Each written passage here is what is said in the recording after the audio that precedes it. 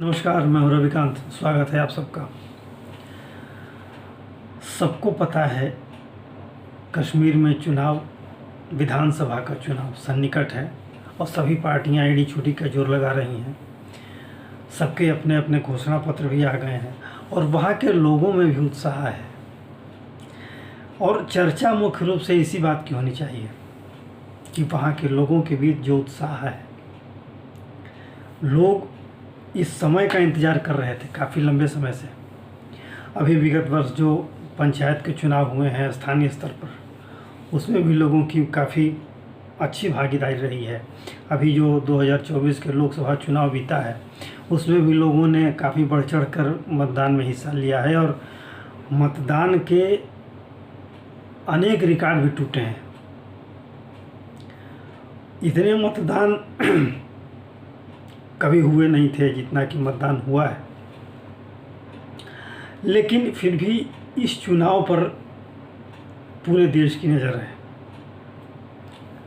इसलिए नज़र है क्योंकि धारा 370 हटने के बाद ये विधानसभा का पहला चुनाव है। उसमें कई तरह के प्रावधान उस कश्मीर पर पहली बार लागू हो रहे हैं।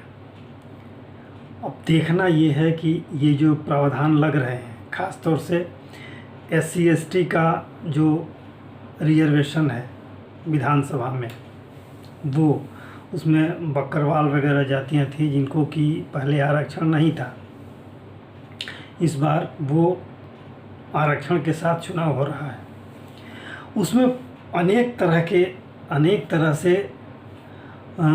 लोगों ने अपना उत्साह दिखाया भी है। अब देखना ये है कि जो चुनाव का पैटर्न है और लोगों का उत्साह है, वो क्या, उसमें क्या साम्यता है और लोग इस चुनाव को किस दृष्टि से देखते हैं, कैसी भागीदारी होती है लोगों की। क्योंकि ये जो सीटों का आरक्षण है, ये अब तक तो कभी हुआ नहीं था। तो जो आरक्षित जातियां हैं उनमें क्या उत्साह है। लोग इन जातियों से, इन सीटों से अपने आप को कैसे कनेक्ट कर रहे हैं, ये मुद्दा भी सोचने वाला है। वहाँ की क्षेत्रीय पार्टियों का एक लिटमस टेस्ट की तरह से है। एक बहुत बड़ा परीक्षण की घड़ी है ये। क्षेत्रीय पार्टियां, खास तौर से PDP और नेशनल कॉन्फ्रेंस, जो कि अपने स्थापना के दिन से ही लगातार अलगाववादियों के साए में रही हैं, उनके सिद्धांतों पे चलते रही हैं और ऐसे लोगों को बढ़ावा देती रही हैं। अब इस चुनाव में उनका दृष्टिकोण क्या होता है। हालांकि जैसा कि घोषणा पत्र आया है, उस घोषणा पत्र के अनुसार नेशनल कॉन्फ्रेंस ने 370 की वापसी का लोगों से वादा किया है। भाई, ये कैसे संभव हो सकता है? ये राज्य का विषय है ही नहीं। और अब 370 की बात कब्र में इतनी नीचे तक दफना दी गई है कि इसका कहीं आप सोच भी नहीं सकते इसके बारे में। तो आप जनता को बरगलाने का कोई मतलब नहीं होता है। लेकिन जनता प्रबुद्ध है, जनता जानती है, जनता जागरूक है। वो समझ रही है कि जो 2019 में, अगस्त 2019 में जो ये प्रावधान हटा 5 अगस्त 2019 को, उससे पहले की स्थिति क्या थी और उसके बाद की स्थिति क्या है, जनता इस अंतर को समझ रही है। अब ये देखना है कि जो उसके मन में है, जो जनता ने अनुभव किया है इन 5 वर्षों में, 2019 से लेकर के 2024 के बीच जो चीज़ें जनता ने अनुभव किया है, वो क्या मतदान पे दिखाई देगा। जनता ने जो 370 हटने के बाद जो सपने सजोए थे, या जो उनके मन मस्तिष्क में जिस कश्मीर की धारणा बनी थी, जिस तरह के प्रावधान उनके मन में आ रहे थे, जिस तरह का उत्साह उनके मन में जगा, क्या वो सब चुनाव में दिखेंगे? जनता आखिर किस दृष्टिकोण से इस चुनाव को देखेगी? क्या सोचकर मतदान के बूथ तक आएगी? क्या ये सोच करके कि अब इनकी सरकार बनेगी? क्या ये सोच करके कि अब कश्मीर इनका है और ये कश्मीर को जी जान लगा करके, पूरी आस्था के साथ, पूरे विश्वास के साथ, पूरे जोश के साथ, पूरे समर्पण के साथ कश्मीर को वास्तव में स्वर्ग की तरफ ले जाने के लिए अपनी पूरी ऊर्जा लगाएंगे? या उस 2019 के पूर्व वाले जद्दोजहद में ही घिरते हुए ये चुनाव होगा? ये सवाल कई हैं और इस पर बहुत से केमिकल परीक्षण होने हैं। इसलिए ये चुनाव अपने आप में अप्रतिम है। इस चुनाव का एक एक पल लोगों के लिए कीमती है और इस चुनाव पर दुनिया की भी नज़र है। दुनिया की मीडिया इस चुनाव को कवर करने के लिए उत्साहित है। देश के लोग भी उत्साहित हैं। देश के लोगों को भी देखना है कि आखिर कश्मीर का चुनाव नए परिवेश में, नए वातावरण में, नई सोच के साथ किस दिशा में जाते हैं। जनता जो सोच रही है, कश्मीर से बाहर की जो जनता है, भारत की, पूरे भारत की, उसकी सोच में क्या उसके अंदर जो उत्साह है, वही उत्साह, वही सोच कश्मीर की जनता के बीच भी है?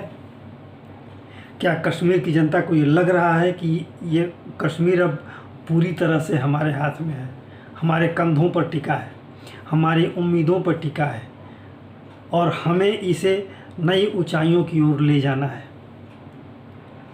जो कश्मीर कहा जाता था कि कश्मीर इस धरती का स्वर्ग है, उस स्वर्ग को और भी सुंदर बनाना है अपनी मेहनत से, अपने परिश्रम से। वो समर्पण जो दिखना चाहिए हर नागरिक को,